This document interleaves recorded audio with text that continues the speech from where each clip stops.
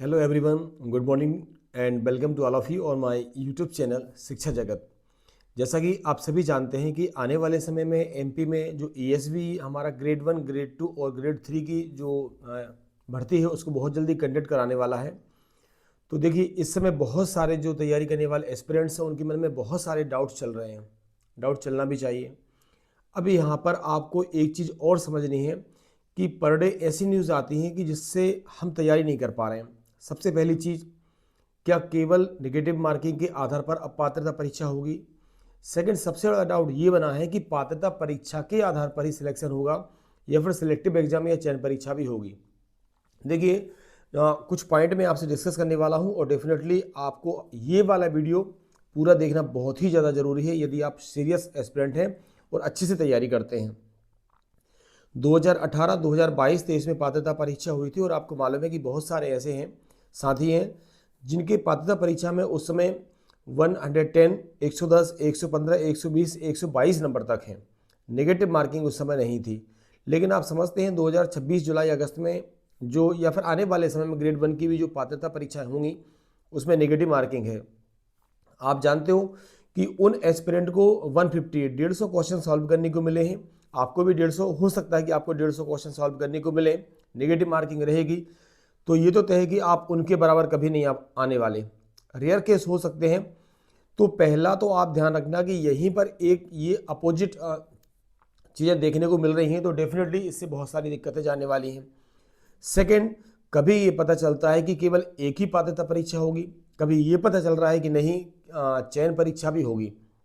और इससे सबसे बड़ी दिक्कत ये हो रही है कि जितने भी जो हमारे साथी हैं वो तैयारी कर रहे हैं तो मन में ये चल रहा है कि तैयारी कैसे करें नहीं करें। हालांकि इन सब चीज़ों से परेशान होना आपका लाजमी है, लेकिन मैं बार बार जैसा कि कहता हूँ कि आपका जो सब्जेक्ट है उसको आप अच्छे से फोकस करिए और उसको आप अच्छे से पढ़ते रहिए, क्योंकि ये सारी न्यूज़ हैं। और मैं आपसे बार बार कह रहा हूँ कि मैं खुद भी जो आपको चीज़ें बताता हूँ वह मेरे एक्सपीरियंस और अनुमान और जो न्यूज़ आती हैं उसके आधार पर होती हैं। हमारे सारे डाउट्स जो हैं वह नोटिफिकेशन आने के बाद ही क्लियर हो पाएंगे।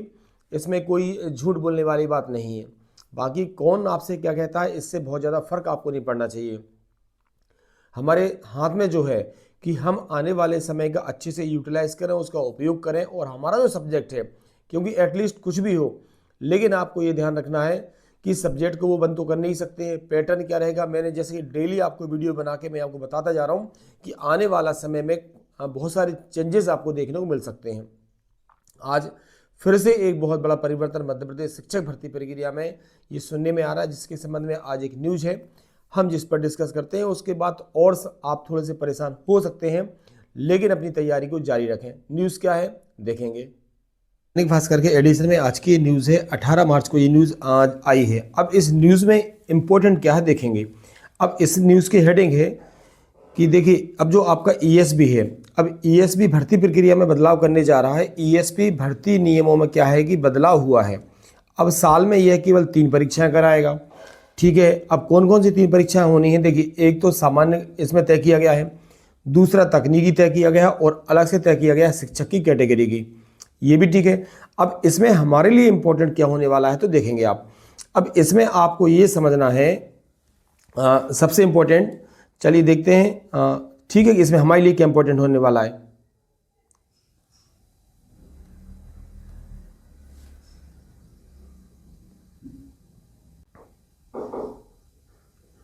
ठीक है, देखिए, अब यहाँ से इसमें ये बताया गया है कि कर्मचारी चयन मंडल ईएसबी के नई जो भर्ती नियम है उनको मंगलवार मीन्स कल को सीनियर कैटेगरी की कमेटी के सामने रखा गया था। अब ये समझना बहुत ज़्यादा इंपॉर्टेंट है आपके लिए जानना। इसमें यह सहमति तकरीबन बन चुकी है लगभग कि ईएसबी जो है किसी भी कैलेंडर वर्ष में अब सिर्फ केवल 3 परीक्षाएं कराएगा। कितनी परीक्षाएं कराएगा साथियों? 3 परीक्षाएं कराएगा। ये कौन कौन सी रहेंगी? ये सामान्य, तकनीकी और शिक्षक पात्रता की कैटेगरी की होंगी। शिक्षक पात्रता ध्यान से देखना आप लोग, इसी से सरकार में भर्तियां हो जाएंगी। अभी यहाँ से आप देखेंगे कमेटी की हरी झंडी के बाद ईएसबी अब नए भर्ती नियमों को कैबिनेट में लेकर जाएगा और यदि मंजूरी मिल जाती है तो एक अभ्यर्थी को साल में 5-6 परीक्षा नहीं देनी होंगी, 3 ही परीक्षाओं में उसका काम हो जाएगा, इतनी ही बार उसकी फीस भी लगेगी।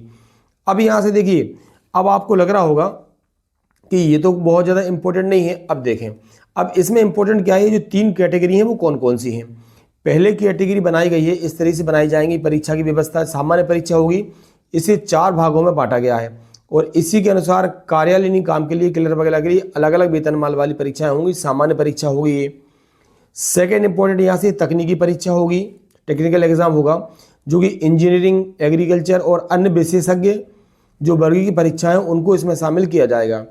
फॉर्म भरते समय अभ्यर्थी से अपनी विशेषज्ञता भी बताएगा, इसी के अनुसार उसे प्रश्न पत्र मिलेगा।